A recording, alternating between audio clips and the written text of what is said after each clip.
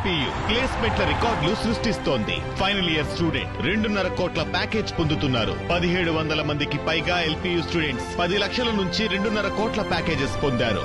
విద్యా విప్లవం ప్రారంభమైంది లవ్లీ ప్రొఫెషనల్ యూనివర్సిటీలో. ఎన్నికల ప్రచారంలో సంపద సృష్టిస్తాను అని ఊదరగొట్టడం, అధికారంలోకి వచ్చాక అప్పులు సృష్టించడం చంద్రబాబుకి కొత్తేం కాదు. అయితే కేవలం అప్పులు మాత్రమే కాదు, చంద్రబాబు పాలనలో సంపద సృష్టి కూడా జరుగుతూ ఉంటుంది. కాకపోతే అది సొంత సంపద. చంద్రబాబు రాజకీయ చరిత్ర తిరగేస్తే వెన్నుపోటు కుట్రలతో పోటీ పడుతూ కనిపించేవి కుంభకోణాలు. ఆ స్కాముల్లో మద్యం స్కీమ్లకు సిండికేట్లకు ప్రత్యేక స్థానం ఉంది. ప్రజలను మద్యం మత్తులో ముంచేసి తన అరాచక పాలన గురించి ప్రశ్నించే ఆలోచన శక్తిని చంపేస్తూ అదే మద్యం నుంచి వేల కోట్లు దిగమింగడంలో చంద్రబాబుకి తిరుగేలేదు. ఆ క్రమంలో 2014-2019 మధ్య కళ్ళు బైర్లు కమ్మే లిక్కర్ స్కామ్ చేసి పారేశారు నారా చంద్రబాబు. మద్యం మత్తులో ప్రజలను ముంచేసి వారి ఆలోచన శక్తిని చంపేసి విజనరీ ముసుగులో ఊరేగుతూ స్కామ్ల మీద స్కామ్లు చేయడంలో చంద్రబాబు రికార్డ్ని ఎవరూ అధిగమించలేరు. స్కామ్లందు లిక్కర్ స్కామ్ల కిక్కే వేరయ్యా అంటూ ఉంటారు చంద్రబాబు. ఎందుకంటే అధికారంలోకి వచ్చిన ప్రతిసారి ఎన్ని కుంభకోణాలు చేసి ప్రజాధనం దిగమింగినా సరే అందులో ఖచ్చితంగా లిక్కర్ స్కామ్ ఉంటుంది. 2014-19 మధ్య టీడీపీ ప్రభుత్వ హయాంలో చంద్రబాబు తన బినామీలు సన్నిహితుల మద్యం కంపెనీల ముసుగులో ఖజానాకు భారీగా గండికొట్టారు. నిబంధనలకు విరుద్ధంగా వారి కంపెనీలకు అడ్డగోలు లబ్ధి కలిగించారు. సీఎం హోదాలో చంద్రబాబు స్వయంగా సంతకాలు చేసి మరీ కుంభకోణానికి పాల్పడ్డారు. తద్వారా ఖజానాకు ఏటా 1300 కోట్ల రూపాయల మేర గండికొట్టారు. ఈ విషయమై రాజ్యాంగబద్ధ సంస్థ కాగ్ ఆధ్వర్యంలో స్వతంత్రంగా విధులు నిర్వర్తించే ప్రిన్సిపల్ అకౌంటెంట్ జనరల్ తన అభ్యంతరాలను స్పష్టంగా నివేదించారు కూడా. చంద్రబాబు ముఠా బాగోతం ఆధారాలతో సహా బయటపడడంతో 2023లోనే సిఐడి కేసు నమోదు చేసింది. 2014-19 మధ్య సీఎంగా ఉన్న చంద్రబాబు ఎక్సైజ్ కమిషనర్గా వ్యవహరించిన ఐఎస్ నరేష్, అప్పటి ఎక్సైజ్ శాఖ మంత్రి కొల్లు రవీంద్ర తదితరులపై సిఐడి ఎఫ్ఐఆర్ నమోదు చేసింది. ఈ కేసులో A1 ఐఎస్ నరేష్ అయితే A2 కొల్లు రవీంద్ర, A3గా చంద్రబాబు నాయుడు ఉన్నారు. ఏసీబీ కోర్టు కూడా విచారణకు అనుమతించింది. చంద్రబాబు గత పాలనలో మద్యం కుంభకోణాలు ఎలా జరిగాయి, ఎన్ని వేల కోట్ల రూపాయలు దిగమింగారన్న దానిపై అనేక ఆధారాలను సంపాదించిన తర్వాతే నాడు సిఐడి కేసు నమోదు చేసింది.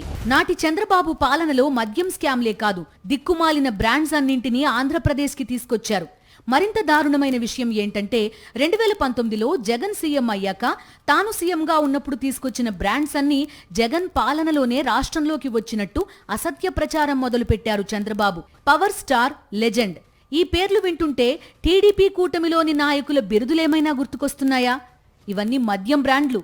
ఈ రెండే కాదు, ఊరు పేరు తెలియని అనేక బ్రాండ్ల మద్యంకు చంద్రబాబు ప్రభుత్వమే అనుమతులిచ్చింది.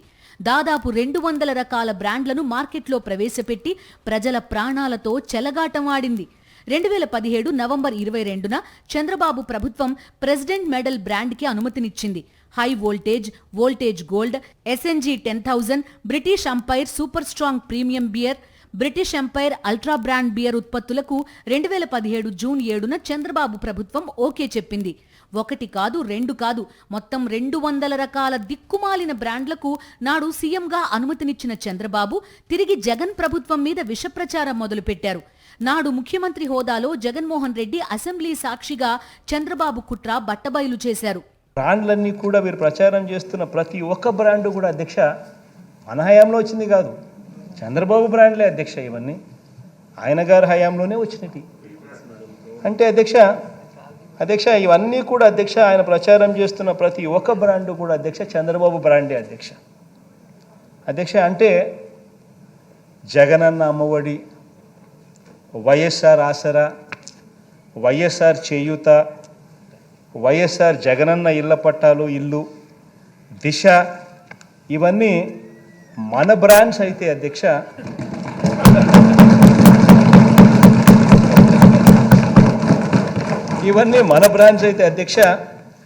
Boom boom beer, president's medal, governor's choice, ఇంకా స్పీకర్ చాయిస్ అనలేదు అధ్యక్ష, governor's choice, power star 999, Russian Romanova, ACB 999 legend, ఇవన్నీ చంద్రన్న కానుకలే అధ్యక్ష. ఆంధ్రప్రదేశ్లో ఇప్పుడు మద్యం ఏరులై పారుతోంది. పచ్చ సిండికేట్స్ గుప్పిట్లో మద్యం అమ్మకాలు రాత్రి పగలు అన్న తేడా లేకుండా సాగుతున్నాయి.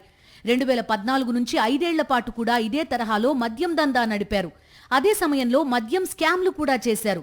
నాడు డిస్టిలరీలతో కుమ్మక్కై కొన్ని ఉత్పత్తులకు కృత్రిమ డిమాండ్ సృష్టించి దోపిడీకి తెరతీసింది చంద్రబాబు ప్రభుత్వం. 2015-19 మధ్య ఇలా కేవలం 5 డిస్టిలరీలకే లబ్ధి చేకూరింది.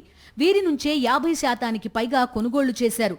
2017-18లో టీడీపీ ప్రభుత్వం మొత్తం 8,106 కోట్ల రూపాయల మద్యం కొనుగోలు ఆర్డర్లిచ్చింది. వాటిలో 4,122.28 కోట్ల రూపాయలు 5 డిస్టిలరీలకే ఇవ్వడం గమనార్హం. అందులో మళ్లీ పర్ల్ డిస్టిలరీకే 1,374.79 కోట్ల రూపాయల మద్యం ఆర్డర్లిచ్చారు. 2018-19లో టీడీపీ ప్రభుత్వం మొత్తం 4,765.75 కోట్ల రూపాయల మద్యం ఆర్డర్లిచ్చింది. వాటిలో కేవలం 3 డిస్టిలరీలకే ఏకంగా 2,244.44 కోట్ల రూపాయల మద్యం ఆర్డర్లు ఇవ్వడం గమనార్హం. పర్ల్ డిస్టిలరీస్కి అత్యధికంగా 1,462.41 కోట్ల రూపాయల మద్యం ఆర్డర్లు ఇచ్చారు. రాష్ట్రంలో 20 డిస్టిలరీలుంటే కేవలం ఈ 3 డిస్టిలరీల నుంచే 47.09% మద్యం కొనుగోలు చేశారు. బార్ల విషయంలోనూ బాబుగారు నాడు అదే బరితెగింపు ప్రదర్శించారు. చంద్రబాబు ఆదేశాలతో బార్లపై ప్రివిలేజ్ ఫీజుని రద్దు చేసేందుకు ఎక్సైజ్ చట్టం 10A నిబంధన తొలగించాలంటూ ఎక్సైజ్ కమిషనర్ 2015 సెప్టెంబర్ 1న సర్క్యులర్ ఇచ్చారు. ప్రివిలేజ్ ఫీజు రద్దుపై 2015 సెప్టెంబర్ 9న బార్ల యజమానులు వినతిపత్రం సమర్పించినట్టు రికార్డుల్లో చూపారు. సెప్టెంబర్ 9న వినతిపత్రం సమర్పిస్తే దానికి 9 రోజులు ముందుగానే సెప్టెంబర్ 1నే ప్రివిలేజ్ ఫీజు రద్దు చేయాలని ఎక్సైజ్ కమిషనర్ సర్క్యులర్ ఇచ్చేశారు. ఇది ఎలా జరిగిందన్నది చంద్రబాబుకే తెలియాలి. బార్లకు ప్రివిలేజ్ ఫీజు రద్దుపై కూడా ఆర్థిక శాఖ అనుమతి తీసుకోలేదు, కేబినెట్ ఆమోదమూ పొందలేదు. ప్రివిలేజ్ ఫీజును రద్దు చేస్తూ 2015 డిసెంబర్ 11న జీవో 468 జారీ అయింది. అందుకు సంబంధించిన నోట్ ఫైళ్లపై ఎక్సైజ్ శాఖ మంత్రి హోదాలో కొల్లు రవీంద్ర 2015 డిసెంబర్ 3న సంతకం చేయగా, సీఎం హోదాలో చంద్రబాబు 2015 డిసెంబర్ 4న డిజిటల్ సంతకాలు చేయడం వారి పన్నాగానికి నిదర్శనం. 2015లో చంద్రబాబు ప్రభుత్వం కొత్త మద్యం పాలసీ తెచ్చింది. నాడు కేబినెట్ సమావేశానికి ముందు ఎక్సైజ్ కమిషనర్ మద్యం దుకాణాలు, బార్లపై ప్రివిలేజ్ ఫీజును కొనసాగించడమే కాక 10 రెట్లు పెంచాలని ఓ నోట్ ఫైల్ పంపారు. అయితే ఈ ప్రతిపాదనను చంద్రబాబు కేబినెట్ అజెండాలో చేర్చలేదు. కొత్త మద్యం విధానంపై కేబినెట్ సమావేశంలో చర్చించి 2015 జూన్ 22న జీవోలు 216, 217 జారీ చేశారు. ఆ 2 జీవోల్లోనూ మద్యం దుకాణాలకు ప్రివిలేజ్ ఫీజు తొలగిస్తున్నట్టు పేర్కొనలేదు. కానీ అదే రోజు సాయంత్రం అప్పటి ఎక్సైజ్ కమిషనర్ ప్రివిలేజ్ ఫీజును తొలగించాలని ప్రతిపాదిస్తూ ఎక్సైజ్ చట్టం 16(9) నిబంధనను రద్దు చేయాలని సిఫార్సు చేశారు. ఆ నోట్ ఫైల్ను చంద్రబాబు కార్యాలయానికి పంపారు. ఈ మేరకు copy to PS to CM అని నోట్ ఫైల్లో స్పష్టంగా పేర్కొన్నారు. అంటే ప్రివిలేజ్ ఫీజును తొలగిస్తున్న విషయం చంద్రబాబుకు స్పష్టంగా తెలుసనేది సుస్పష్టం. అదే రోజు అంటే 2015 జూన్ 22న సాయంత్రం గుట్టుగా జీవో 218 జారీ అయింది. దీని గురించి కేబినెట్లో చర్చించలేదు. ఖజానాకు నష్టం వాటిల్లే అంశాలపై ముందుగా ఆర్థిక శాఖ ఆమోదం తప్పనిసరి. కానీ ప్రివిలేజ్ ఫీజు రద్దు విషయాన్ని ఆర్థిక శాఖకు తెలియజేయనే లేదు. మద్యం విధానం ముసుగులో చంద్రబాబు తన బినామీలు, సన్నిహితులకు చెందిన డిస్టిలరీలకు అడ్డగోలుగా లబ్ధి చేకూర్చారు. వారి ద్వారా ఖజానాకు గండికొట్టి నిధులను సొంత ఖజానాకు మళ్లించుకున్నారు. రాష్ట్రంలో 20 మద్యం డిస్టిలరీలు ఉండగా 14 డిస్టిలరీలకు చంద్రబాబు సర్కారే అనుమతులిచ్చింది. మిగిలిన 6 డిస్టిలరీలకు అంతకు ముందుటి ప్రభుత్వాలు అనుమతులిచ్చాయి. వైఎస్ఆర్సీపీ అధికారంలో ఉన్న 5 ఏళ్లలో ఒక్క డిస్టిలరీకి కూడా అనుమతి ఇవ్వనేలేదు. చంద్రబాబు ఎదుగుదలలో మద్యం మాఫియా పాత్ర కూడా కీలకమైంది. అలాంటి చంద్రబాబు జగన్ పాలనలో అసలు జరగని లిక్కర్ స్కామ్ జరిగిందంటూ కొత్త కుట్రకి తెరతీశారు.